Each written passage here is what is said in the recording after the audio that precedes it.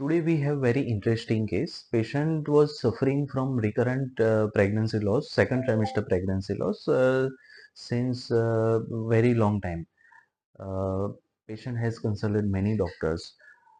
We have suggested to undergo a hysteroscopic evaluation why this is occurring. So basically, hysteroscopy શું છે? Hysteroscopy is we are watching inside the uterus. है ना?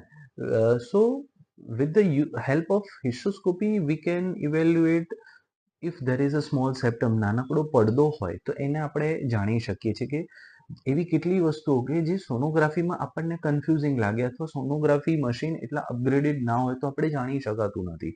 જેમ કે નાનકડો મસો એટલે કે પોલિપ હોવું, વારંવાર ડીએનસી એટલે કે કોથળી સાફ કરાવવાના કારણે જે ગર્ભાશયનું ઉપર અને નીચેનું દિવાલ એકબીજા સાથે